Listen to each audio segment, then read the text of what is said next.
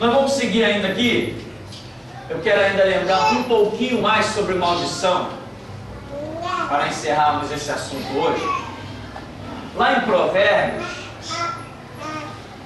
se você souber a referência exata, fale para a gente.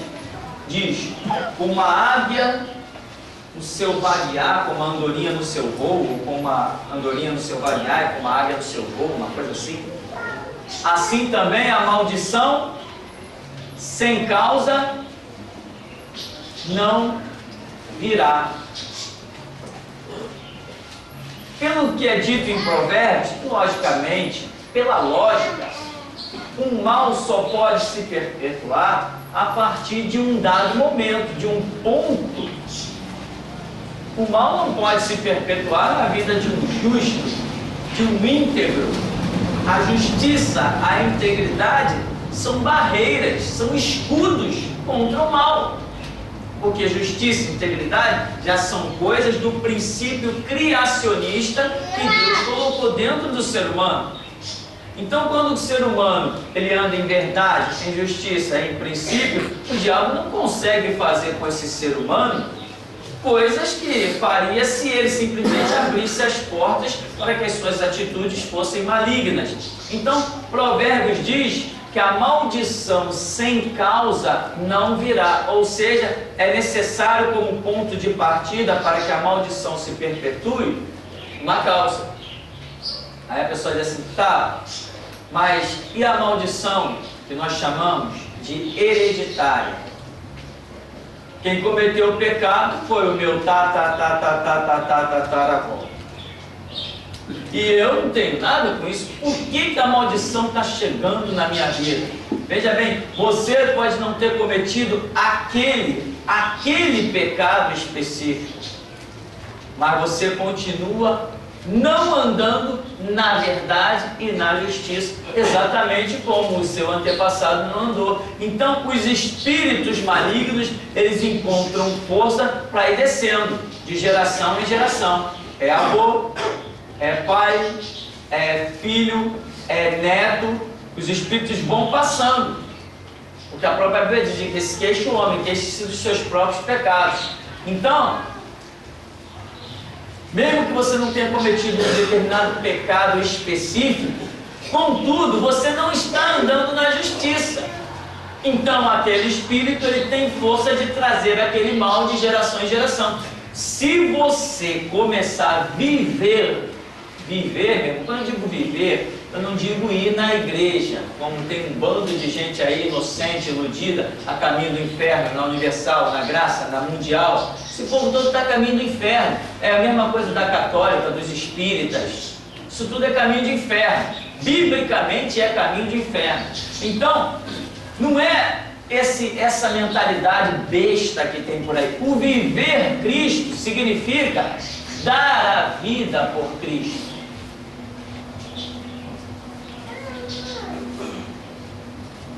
Dar a vida por Cristo é um conceito muito mais profundo e revolucionário. É o que realmente move a igreja. São pessoas que estão dispostas a derramar o seu sangue pela causa do Evangelho. Isto que é a igreja. O resto é lixo, o resto é besteira, é passeio, é retiro de carnaval, o resto é bobeira. Revolução, derramando o próprio sangue, isto é o que sustenta a causa do Evangelho. Quando pessoas não se curvam a nada a não ser a Bíblia. Não interessa a lei que Estado, que país faça. Vai botar para o paredão, pode botar o paredão, mas a minha bandeira é Bíblia, acabou a história. Vai morrer, vou morrer com a Bíblia. Isto é o que faz uma vida. E esse tipo de vida é que faz a quebra da maldição. Enquanto a pessoa está vivendo uma vida superficial, os demônios têm força, meu irmão. O diabo não investe em algo que ele não acredita que possa vencer. Satanás é um ser inteligentíssimo, que é uma prova da inteligência dele. Olha para o mundo que ele dominou. Onde ele dominou? Ele colocou delegados a serviço dele, ele coloca deputados a serviço dele, ele coloca nos cartórios quem manda é o agente dele. Em Brasília, quem está lá é tudo o povo dele. Os presidentes, governadores, prefeitos, é tudo gente do diabo. Ele é ele quer dominar o mundo, ele quer administrar, ele tem inteligência para isso. Os demônios são organizados igual um quartel militar, uma organização impecável.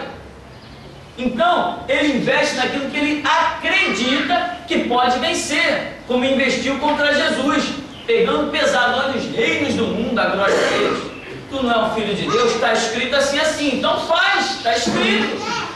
Ele investiu pesado, ele investiu com inteligência, ele investiu, vamos dizer, com sabedoria, acreditando que aquele caminho lhe poderia dar a vitória. Então, quando ele vem com uma maldição que ele quer passar de geração em geração, se a pessoa estiver vivendo uma vida superficial, meu irmão, quem vai sair vencendo nisso aqui é o diabo. Uma maldição, imagina uma maldição como uma corrente de ferro bem grossa. Vai, quebra ela.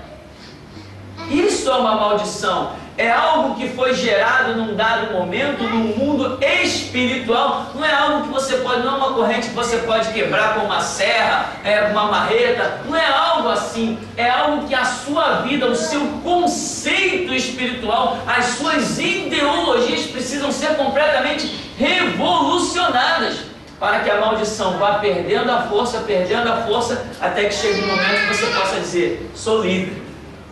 Aquilo já não passa mais no seu pensamento, né? Já não sente, quando aquilo vem na sua mente, você já não sente mais nenhuma acusação, porque você cresceu e entendeu que o sangue de Jesus Cristo te purifica de todo pecado. Lembra que Daniel, quando está orando, lá no cativeiro, ele diz o quê? E eu comecei a buscar o Senhor com rogo, jejum e pano de saco, e a confessar os pecados de quem?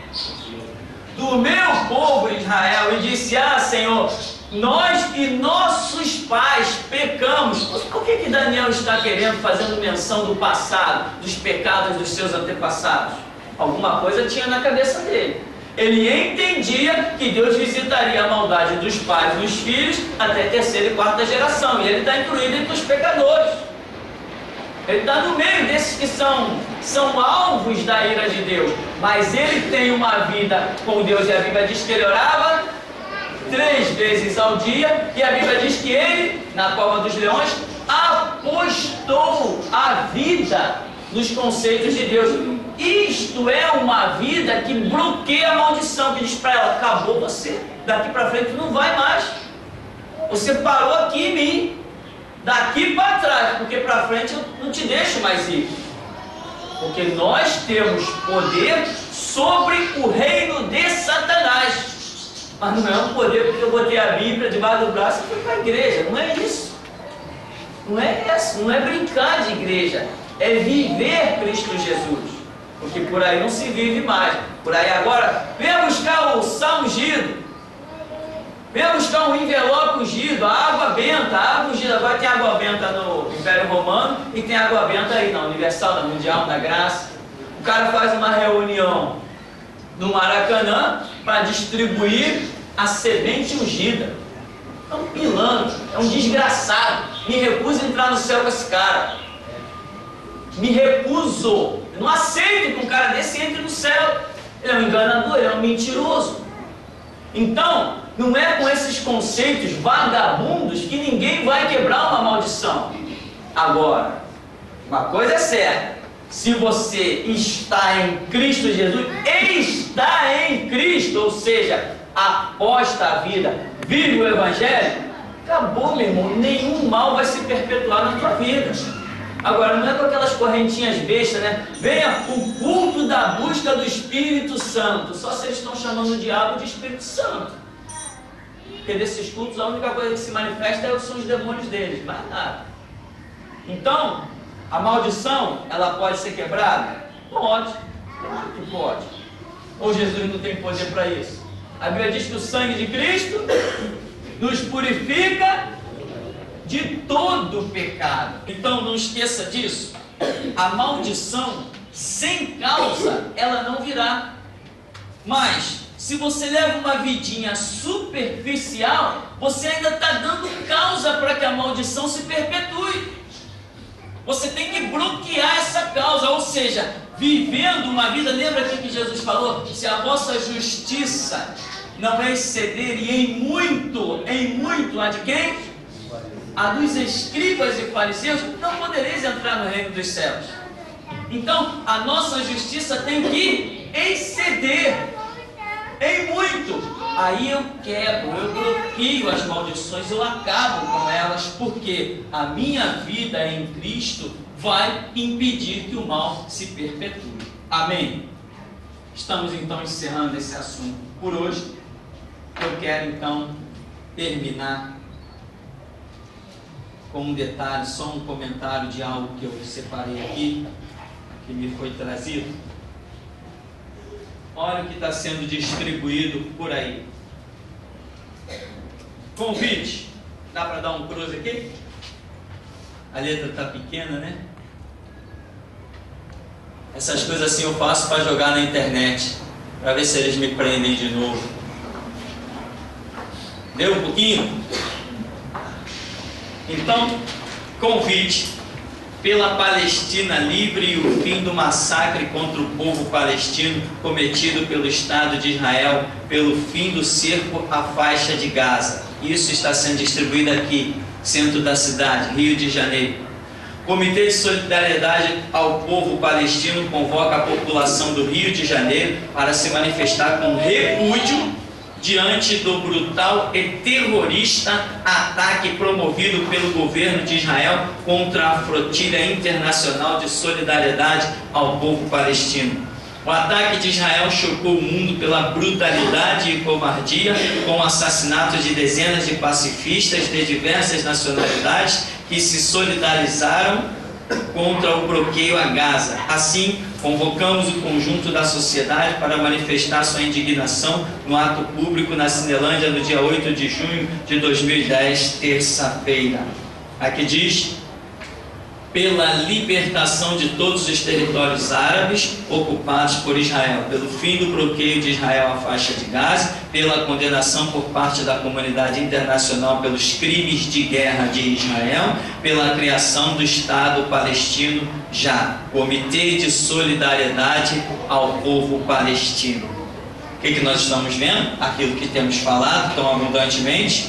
Está escrito em Zacarias: eu farei com que todos marchem. Marchar é linguagem de guerra.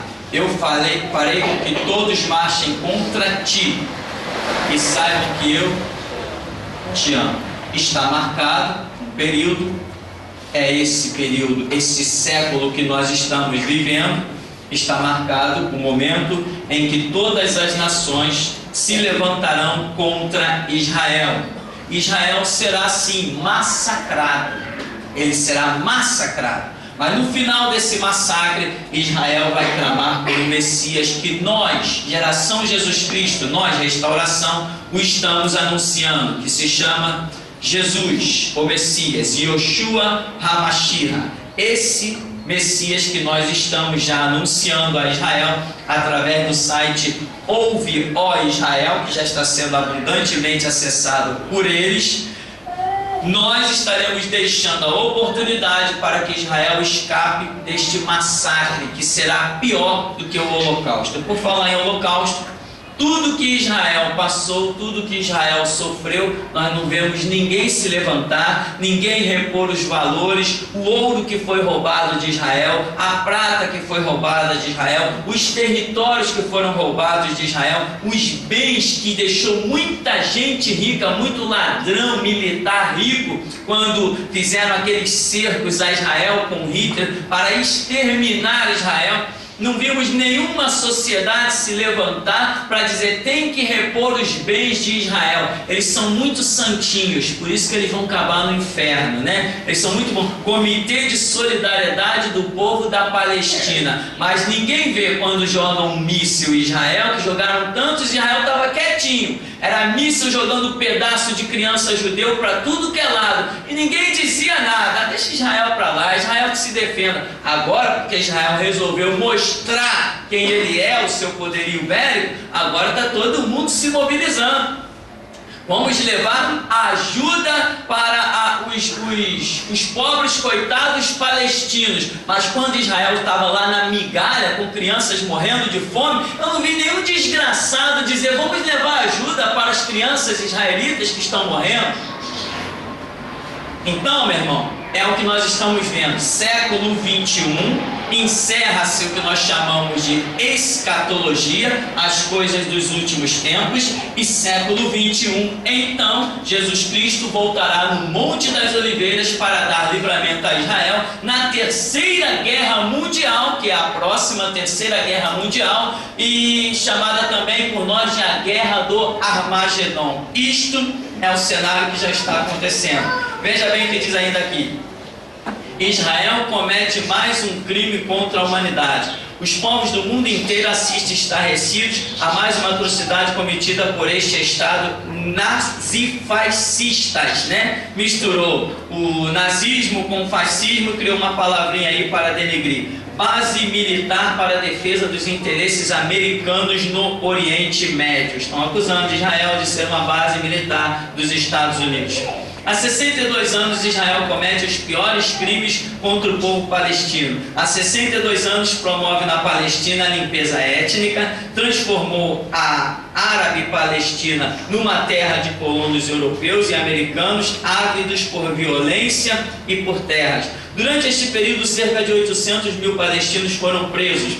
Atualmente estão no cárcere israelense 8 mil palestinos, entre eles mais de 300 crianças e mulheres expostas à tortura e tráfico de órgãos. Acusação mentirosa, descabida, mas tudo para incitar o mundo e nós, cariocas, contra Israel. Mas nós somos crentes, nós não defendemos etnia, nós defendemos a salvação da alma do ser humano. Estamos nem aí para etnia. Se o cara é judeu, árabe, grego, troiano, isso não nos interessa. Nós olhamos para o ser humano como uma alma carente das misericórdias de Deus. Isso aqui, tortura, tráfico de órgãos, isso aqui é tudo mentira. O governo israelense não faz isso. Não tem nada provado contra isso. Isso é descaramento de comitês aqui do centro do Rio de Janeiro.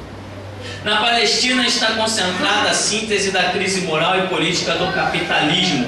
Ali, para manter o domínio e seguir usurpando a terra e suas riquezas, lança a mão do fascismo e do terror. O país está cortado de ponta a ponta por colônias judias bem armadas, por jovens milicianos fascistas e pelo poderoso exército de Israel, que não hesita um segundo em atirar para matar ou tornar inválidos os meninos que resistem com pedras à ocupação de sua terra. Ora, e quem de nós não faria a mesma coisa?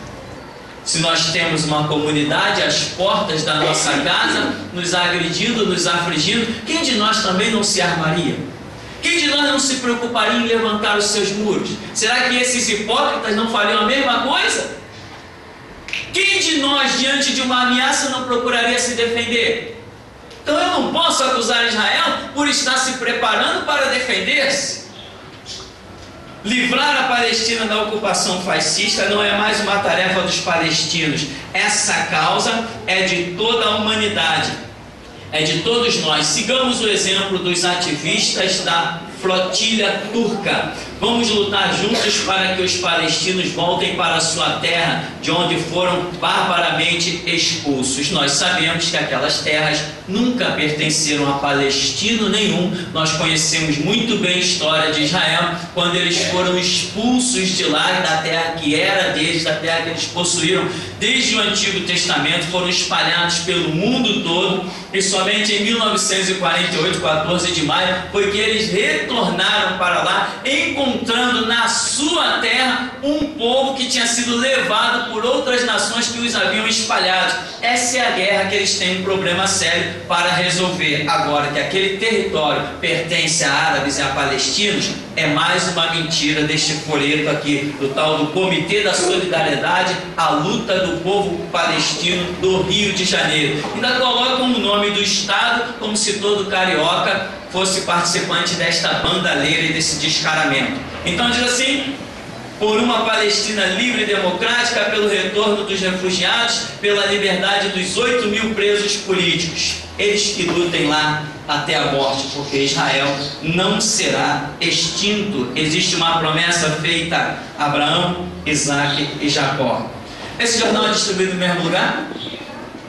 Olha o que eu tenho aqui, dá um close aqui no careca. Deu para ver? Aqui está a produção nas terras da Revolução Agrária. Eu ainda vou fazer um vídeo mais detalhado sobre isso, mas eu só quero que você leia aqui, ó, embaixo. Olha só, 140 anos do grande Lenin, o dirigente da revolução que abriu as portas da história para uma nova era. 140 anos do grande Lenin. Quem foi? Lenin, Hitler, Stalin e Marx. Quem foram esses? Esses caras foram assassinos frios e sanguinários. Foram estupradores, esquartejadores. Fizeram experiências com seres humanos vivos. Foram estupradores. Você vai dizer, ah, mas ele estuprou alguém? Quando Davi mandou matar Urias, quem matou? Quando Davi armou aquilo e mandou Urias para frente de batalha, quem matou Urias foram os filisteus. Mas o profeta disse, Davi, tu mataste Urias pela espada dos filisteus. Então esse aqui, aqueles soldados deles que estupraram muitos judeus, por sinal, aqueles que estupraram, mataram, esquartejaram, fizeram porque esse cara proporcionou tudo. Então ele é um estuprador, ele é um pedófilo, ele é um homicida, ele é um ladrão das riquezas dos outros, ele é um invasor de terras.